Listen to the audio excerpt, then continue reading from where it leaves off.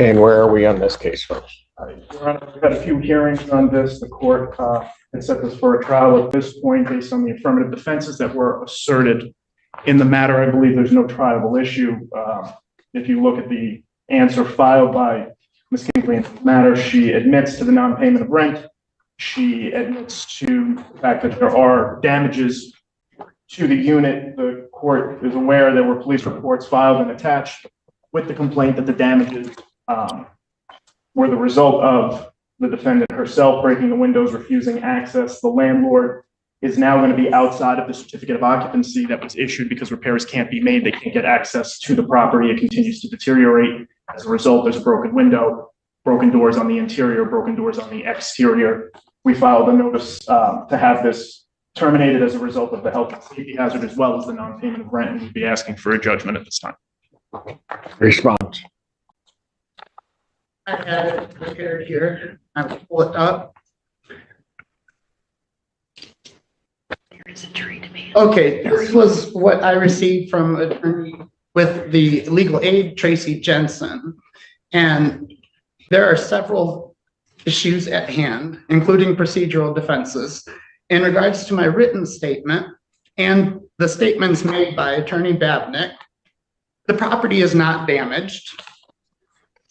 The pictures that the landlord included, I have countered and included pictures of the house in its current condition. The house was inspected by the Ypsilanti Building Code, Miss Jamaica Berry, in October. In October, I also filed a formal complaint with the city of Ypsilanti through the C-Click Fix notification system, a governmental agency, of the issues with the habitability of the home. I have filed a case with the Fair Housing Administration. There are many things that we could focus on. I would like to focus on the fact that I was denied a disabled parking spot. And according to Michigan Legislature Section 600,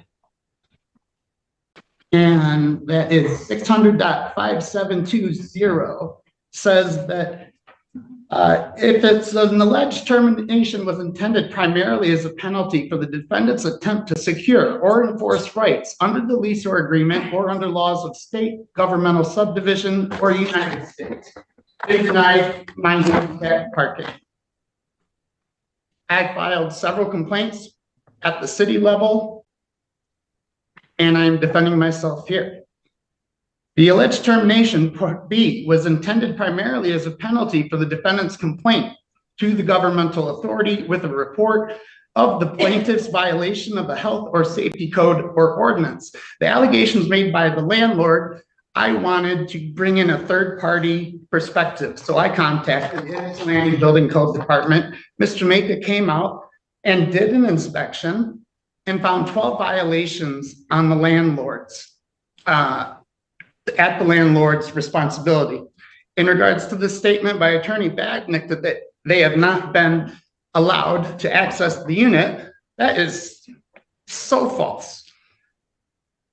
Her husband, Mitch Carrick, busted down the door, and I was not able to secure the unit. This isn't the time for me to receive. I think there are tribal issues, and I can. Thank you. Yes, that's sir. all you needed to tell me.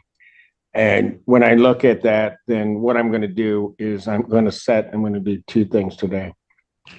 I'm going to set it for a final settlement conference on this.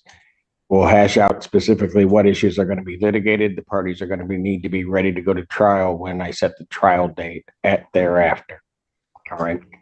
I'm also going to order regarding escrow, and I'm just going to say this to you, Ms. Kinkley, that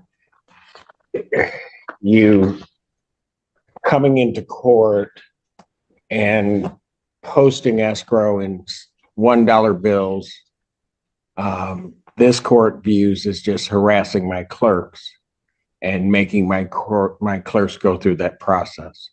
It is something that I'm not going to tolerate. There is no reason why you have to bring single dollar bills in. You did that when you paid the $111.11. You also did that when you paid $444.44, which my clerks had to count out. You also did that when you paid today the $666.66. So on my own motion, I'm going to order that as you post escrow, that you may only post escrow in denominations of US currency, not less than $10 bills.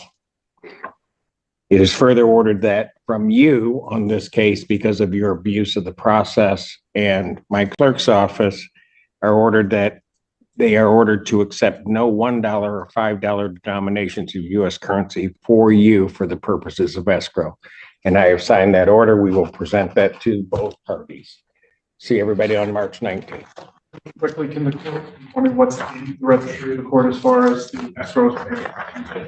There is a $111.11 posted by our records. It was posted on January 8th, 2024. On January 10th, 2024, there was posted $780. On January 22nd, 2024, there was posted $1.11. On February 5th, 2024, there was posted $444.44. And I think today, correct? Yes. Today, there was posted $666.66.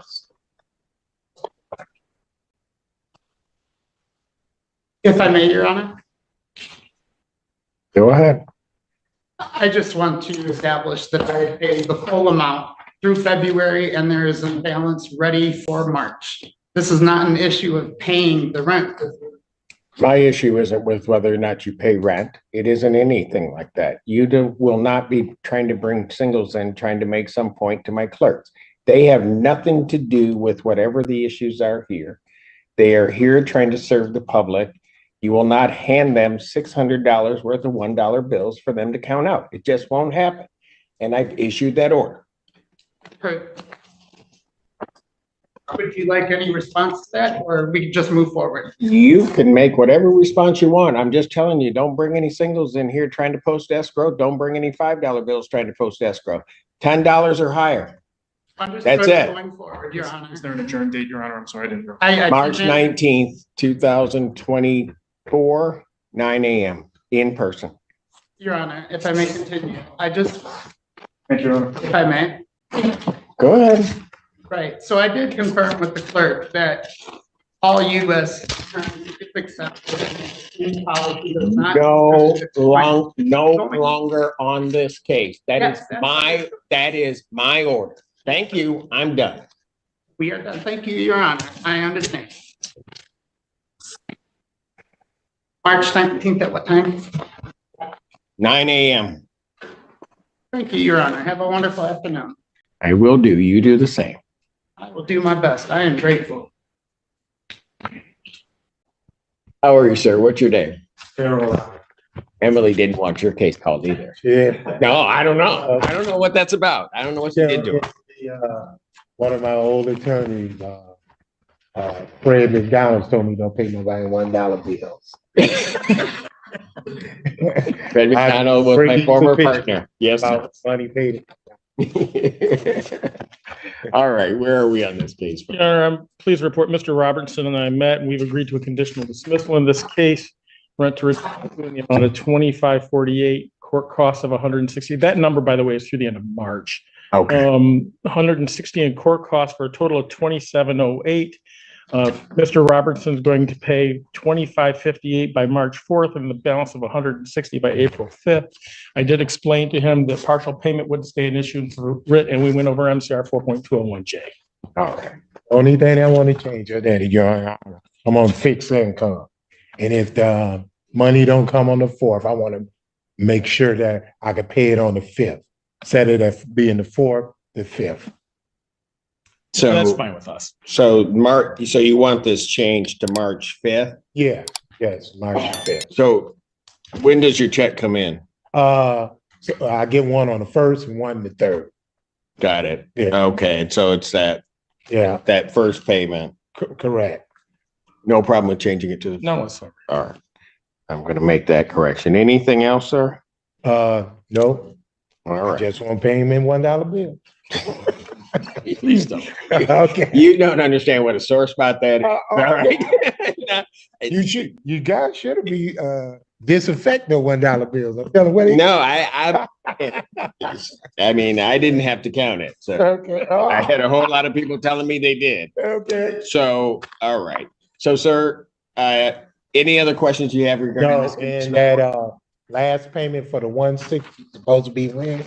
Yeah, that's April 5th, April 4, which will be that 5, Friday. or Yeah, 1. so it's March 5th and April 5th. Okay. So it's 160. Okay. All right. You had 3 business days to think about this from the date of my signing.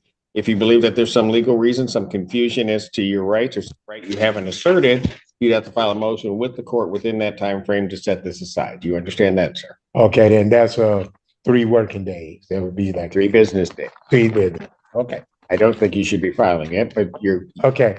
do have that option. Doesn't mean that I'd grant that motion. All right. Then. Understand that? All right. Thank you. I'll mark this conditionally dismissed. Thank you. Thank you. Holocaust on behalf of the plaintiff. Right. Where are we on this one? So, Your Honor, at the initial hearing, judgment was granted. There are bed bugs in the unit. It's a health hazard. And then Mr. Wazorek filed a motion to set aside the default judgment. And it's my understanding from speaking to my client this morning that Mr. Wazorek is planning to vacate the premises. So I'd like to clarify that. Sure. Say that again. You heard, Yeah, I'm hard of hearing. My hearing, I don't have, we have equipment if that will help you, sir. yeah. All right. Let's get that. I usually wear hearing aids, but my hearing aids are bad. Need to get a new. Okay. Let's see. That help you? Can you hear me? Yeah. Okay.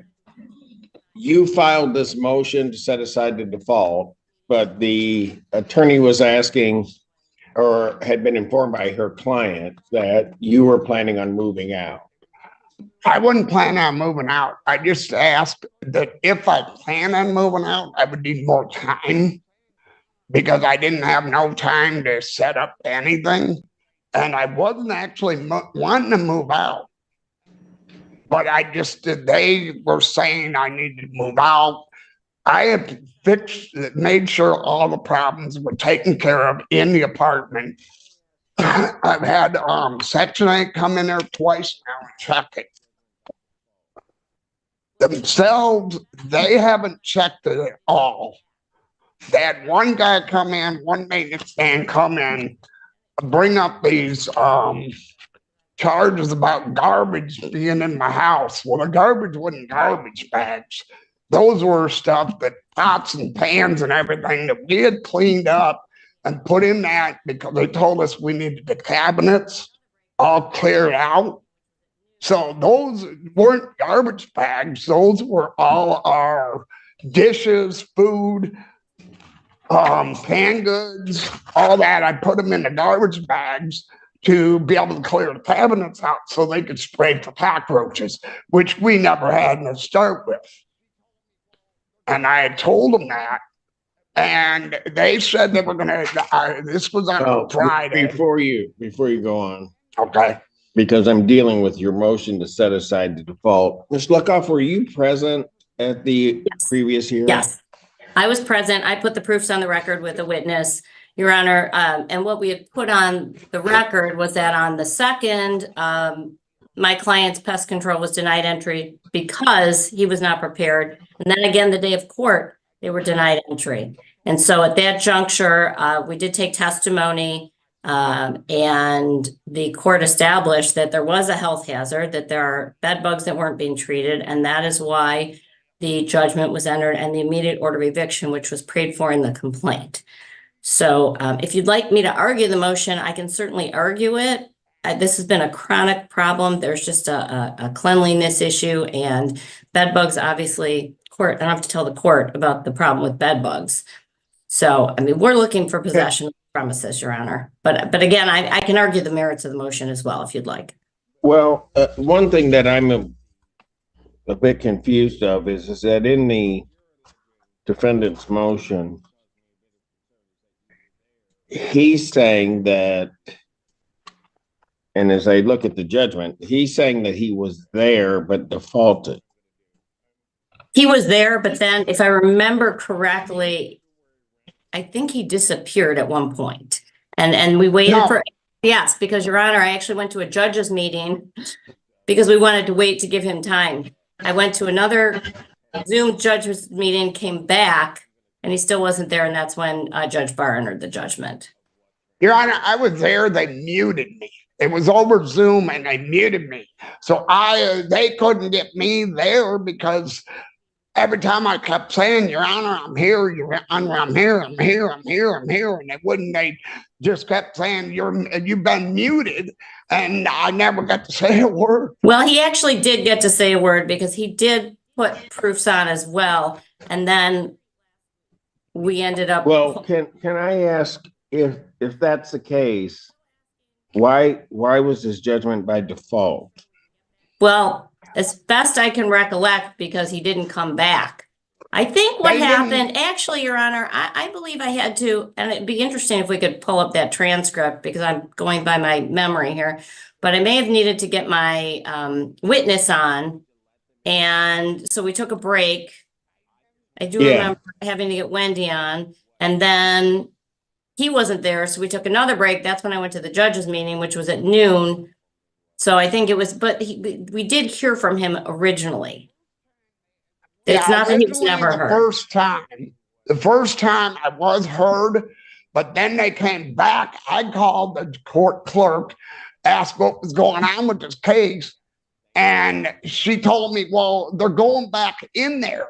And well, I couldn't hear no judge say that they were coming back. And the witness they had, Wendy, they were coming back. They told me the court clerk told me that he was making a final decision, that I had to get back into Zoom and find out what was going on because, and that's when they couldn't hear me at all. I couldn't be heard at all. So when they brought Wendy in there, I tried to talk. I couldn't, it was totally muted. It was muted on their end, not my end. My son was right there listening. I had him on loudspeaker. He was there listening. He heard the whole thing. I didn't get a chance to say a word. The second time, and Wendy came on there, the assistant manager, and she kept talking, and I kept trying to object, and they couldn't even hear me at all. It was like I wasn't even there. It's like the speaker said, "You've been muted," and I couldn't say a word. But you're alleging that what you're alleging, which would cause me a bit of concern, is that you were there and that the court muted you.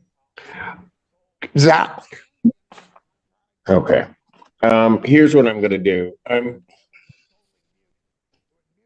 Your February rent is paid. Yes. I'm going to adjourn this to March 1st, 2024 at 10 a.m. In the interim, I'm going to take a look at the video of what transpired. Okay, I appreciate it. And Your Honor, if I may, I mean, the issue here is, and I'm totally fine with everything you're saying. I'm not even placing an objection. I just want us all to be clear here because this is regarding other residents' health, due to bed bugs. So I want to put on the record here because, as you know, I am transparent. They did go in last week. They did treat last week. They have to go back in again next week. So we're still asking for possession of the unit, but I want to make sure we can get back in to treat just to protect the other residents. So we'll come back. I have no problem with anything the court's doing. That's just, I wanted to put that on. Yeah. I got Your Honor, I've never had no objections. Well, sir, hold on. All I'm saying is you need to let them in so that they can treat the premises. Yes. I just want to look at what happened, because if something procedural happened where he was muted, then I've got a different problem than what I may have. All right? Okay, yeah, because the one time they, Sorry, I'm not hearing what happened. I just need you to let them in so that. yes, I've been doing that. And then we'll see you next. Yes, week. Your Honor, I've been doing that. I've been letting. Right. them in. Yes. Thank you. Thank you, Your Honor. This is plaintiff's motion to lift the stay, enter an order of eviction, and release all funds that are held in escrow by the court to the plaintiff. This is the way a quick background. This case was filed in October of 2020. This court entered a judgment in November of 2020. However, there was an escrow order put in place at that time because there was a circuit court action that was filed challenging the title. That circuit court action now has been fully disposed of, which I attached to the exhibit. My motion were granted, plaintiff's motion, summary disposition, awarding the title to the property to Mr. Tortora. Therefore, since this stay was only until the disposition of that case, now it has been, I'm asking the court to lift the stay, to enter the order of eviction, and to release all funds held in escrow to plaintiff Patrick Tortora. Mr. Fair.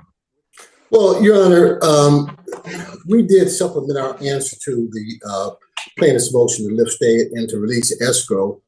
As the court may know, the underlying case is currently before the Michigan Court of Appeals. There's a high likelihood of success because that case is about an unsigned agreement between the parties. And there was substantial actions between the parties after this unsigned agreement occurred. And that includes emails. So we believe that there's a high likelihood that this case will be overturned in the Michigan Court of Appeals.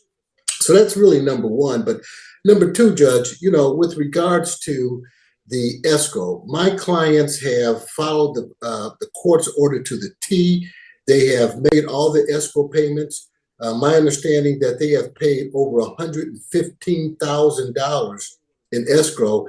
And that doesn't even include the $60,000 they paid directly to the plaintiffs in this matter.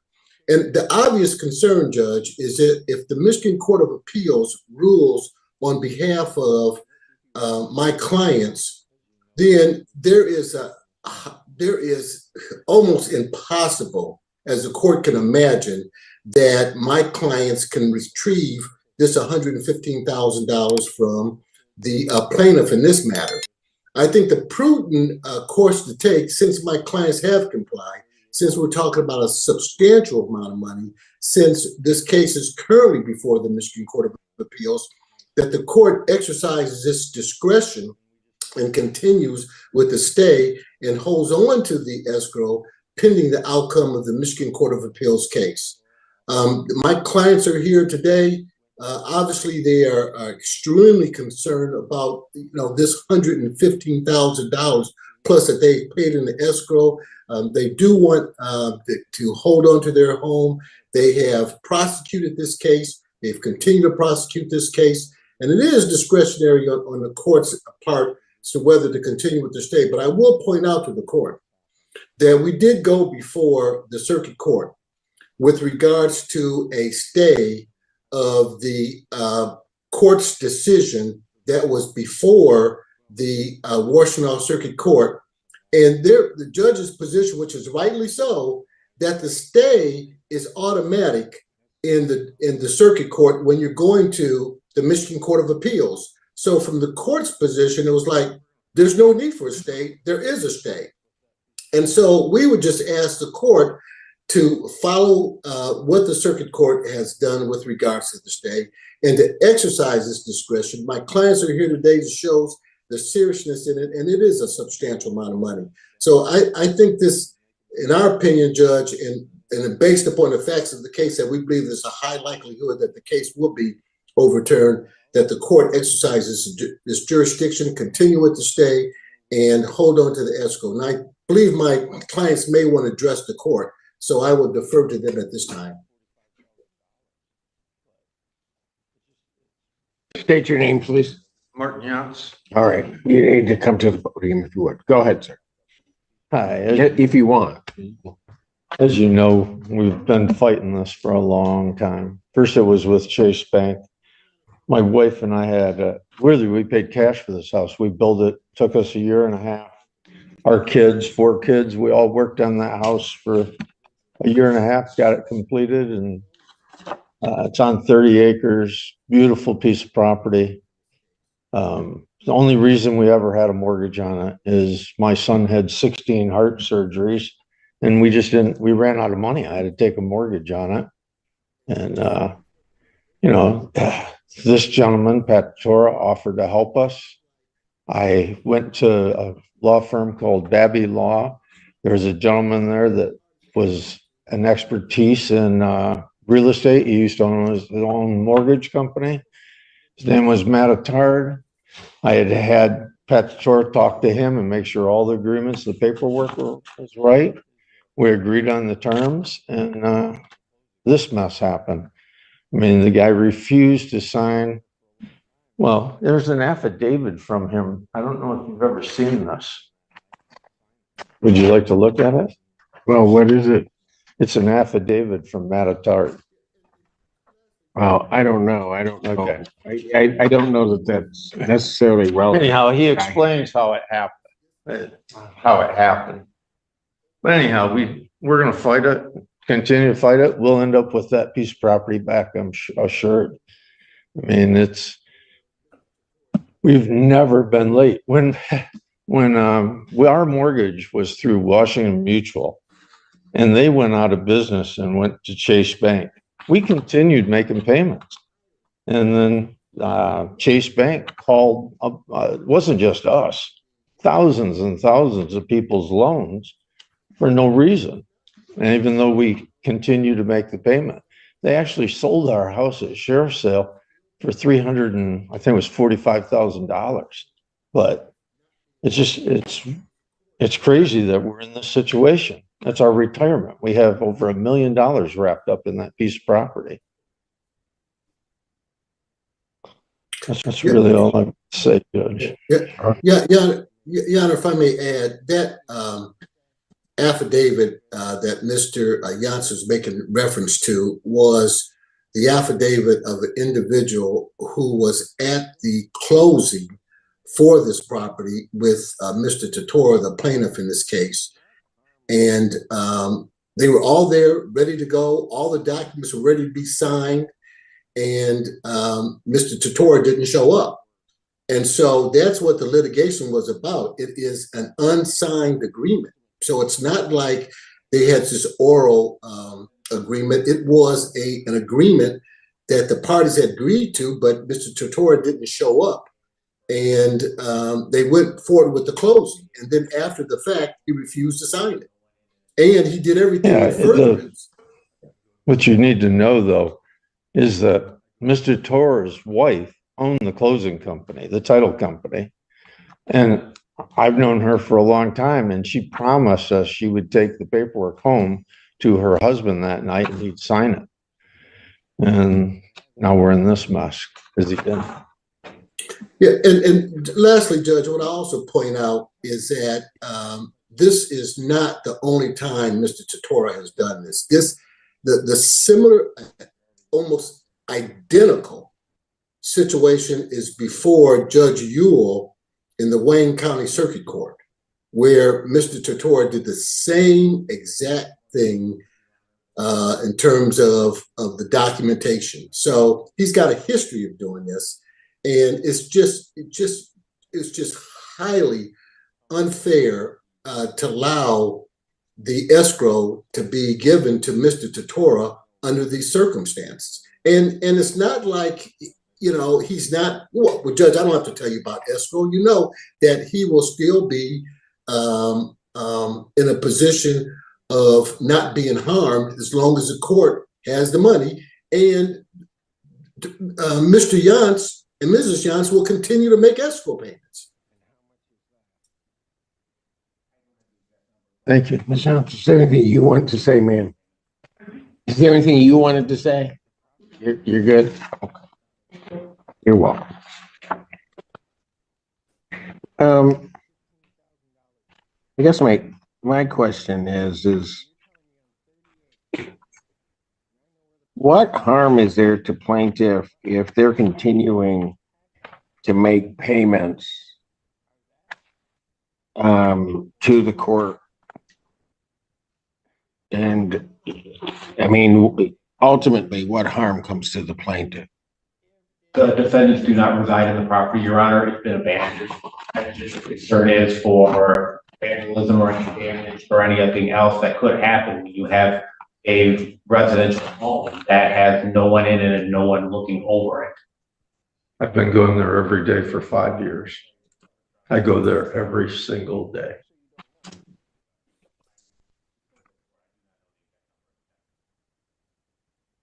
But there hasn't been any, hold on, sir, please. But there hasn't been any vandalism or anything. I mean, when you tell me that, that sounds like something speculative that may happen in the future regarding this particular piece of property. And so you should give us some money, and I don't know how that prevents what you're claiming may be a problem. No more speculative, Your Honor, than Mr. Fair asserting that he thinks there's a high likelihood of success on appeals. I didn't address Mr. Fair. I'm addressing you. And I'm saying what harm comes to the plaintiff if the court is holding the money pending the final resolution, whenever that may be, of this case. My client's paying all carrying costs. He's what? Paying all the carrying costs, What costs have they incurred? property taxes and insurance.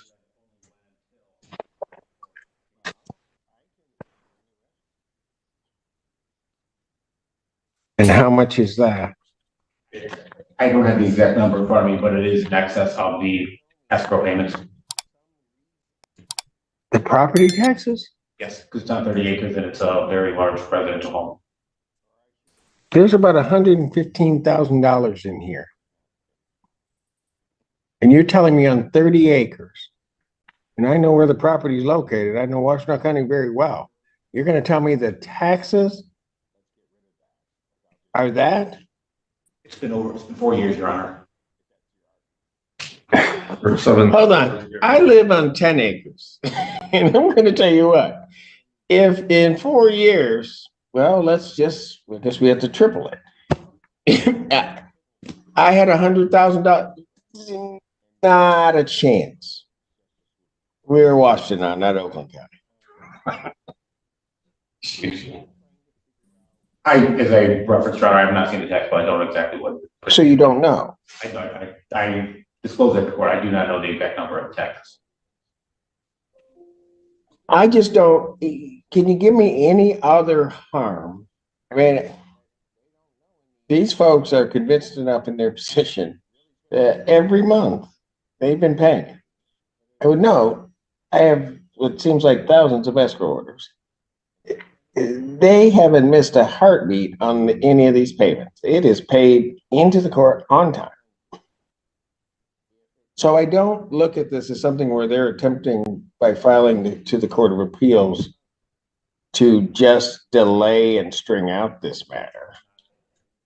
And plaintiff wants the escrow, but at some point, the escrow is going to have to be disposed of. That's clear. But I don't understand why now. Why don't we wait until the litigation is finished?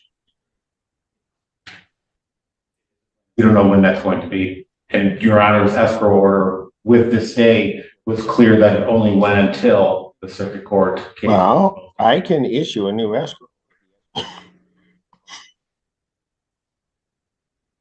I